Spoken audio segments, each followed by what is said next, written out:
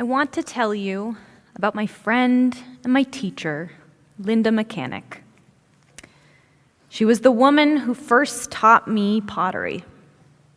She inspired in me a love of shaping clay and sharing it with others. Linda ran a small pottery studio in Los Angeles called Peachtree Pottery, a place I first visited at the age of 11. After that first day of learning with her, we had so much fun, we kept coming back. I even struck up a deal with her. I helped her clean the studio in exchange for time at the wheel. It didn't take long to learn that Linda was a giver. She gave so much of herself, her time, and her energy. She hosted fundraisers for Children's Hospital, halfway houses for women, and many medical organizations throughout the city. She offered classes to underprivileged kids to give them a chance at the arts. She invited us to join her in adopting families during the holidays to deliver Christmas presents to them. And then, when I was about 13, she was diagnosed with ovarian cancer. From everything I could tell, she was going to be okay. She went on living life, and we continued to see her every once in a while. It wasn't until I was 15 that it popped into my head that maybe we should see what Linda was up to. My mom pulled up her Facebook page, hoping that we might see what was going on in her world. Upon scrolling, we read posts from friends that said, "I can't believe you're gone. We miss you so much, Linda. And you were such an incredible light in this world." And while for a split moment I was confused, I very quickly understood what had happened. My friend, my teacher, Linda, was gone from this world, seemingly in an instant. And it felt jarring. She was there one moment and gone the next. Poof.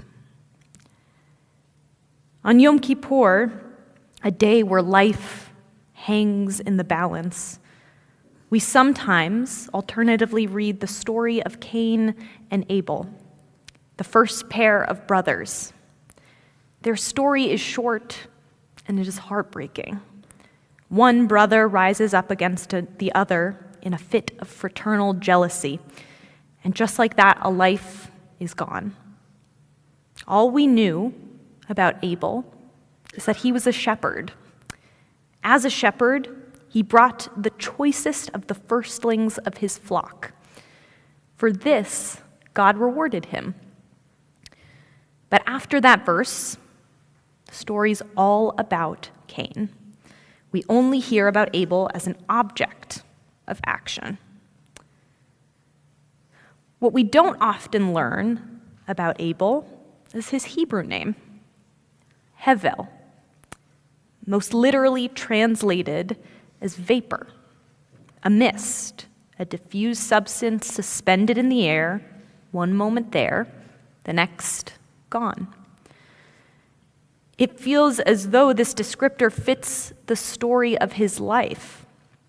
He was there one moment and gone the next. But it's not just Abel's life. It's Linda's life, and it's the lives of so many we have lost. They are here one moment and gone the next, whether we lost them quickly or over the period of a long, drawn-out illness. It feels like their vapor simply disappears. To experience life without them here is jarring. But I know that life is not simply vapor. It is so much more beautiful than that. In the moment of our loss, it may feel like vapor. But that's the thing about metaphors. They're never quite perfect, and they're not meant to be. They merely capture one facet of a complex idea we hope to elucidate. If we consider how life is like vapor, perhaps we can extend the metaphor to another form of water so that we might better understand life. Dr. Irvin Yalom, an existentialist psychiatrist, provides us with a helpful metaphor for understanding what life might be other than vapor. It can also be ripples, an idea he shares about in his book, Staring at the Sun, Overcoming the Terror of Death. He writes, "Rippling refers to the fact that each of us creates, often without our conscious intent or knowledge, concentric circles of influence that may affect others for years, even for generations. That is, the effect we have on other people is in turn passed on to others, much as the ripples in a pond go on and on until they're no longer visible, but continuing at a nano level.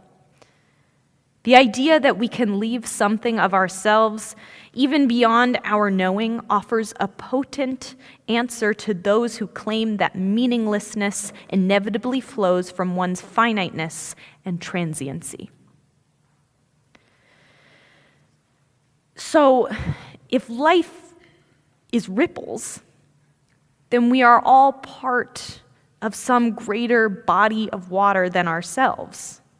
Life is not simply fleeting vapor, but it is also a grand, interconnected project of beautiful interactions between shared lives. The relationships we have with others matter and go far beyond the span of any one person's life. When your way of being has rippled into mine, then we are forever connected. As Yalom puts it later in his book, the truly effective message is, I have taken some part of you into me. It has changed and enriched me, and I shall pass it on to others. Whether it is a teaching, a piece of wisdom, a philosophy of life, a trait, or virtue, our loved ones have managed to ripple into our lives, even though they are not alive today to share in that ripple anymore.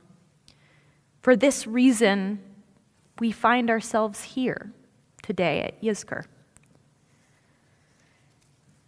Abel, or Hevel, could not have known what the fruits of his labor would be. Whether we realize it or not, Abel offered the first sacrifice in all of Torah. This practice would become the model for worship for the Jewish people for thousands of years. It may not be the model we use today, but it has shaped our texts, our history, and the formation of our peoplehood. Without this initial giving of ourselves to the eternal, we could have never come to the Judaism that we have today. And for that, we have Abel to thank. What's more, Linda could not have known what the fruits of her labor would be. I'm sure she had hopes and dreams of what bringing the arts to people of all backgrounds could do, but I do not think she could have predicted the specific effects of her generosity with her time would have on me. That I would go on to find a pottery studio in every single city I lived in, that I would craft ceramic Judaica to develop new types of Jewish ritual objects, that I would teach people in this community about brokenness and repair in pottery as a metaphor for our own lives. She could not have known she was doing all of this. And yet, her influential way of existing in the world has rippled into my life in beautiful ways. So although it has felt like her life was vapor, here one moment, gone the next, her existence was also the ripples she left behind. I will be the living evidence of one of her ripples. All of you here today have been touched by the lives of your loved ones who you came to remember today. Their ripples do not have to live on silently. You have the power to keep their ripples undulating across this world. The fact that they lived at all, and the fact that they lived within your life, can go on having meaning in the world and make the world a better place for others to live in. Whether they taught you an important life lesson, inspired you to follow a life dream, influenced the way you speak or the types of foods you eat or the way that you eat them, or guided you towards an important life decision, their life became a ripple in your life. When we name the ripples, we lend meaning to the lives of the people who set them in motion. This leaves us with a responsibility to share that ripple into the lives of those who do live on. That way, their memory never really dies. In doing so, I hope that their memory will be a blessing to you, to all you inspire, and to this world. And let us say, Amen. Yasher koach.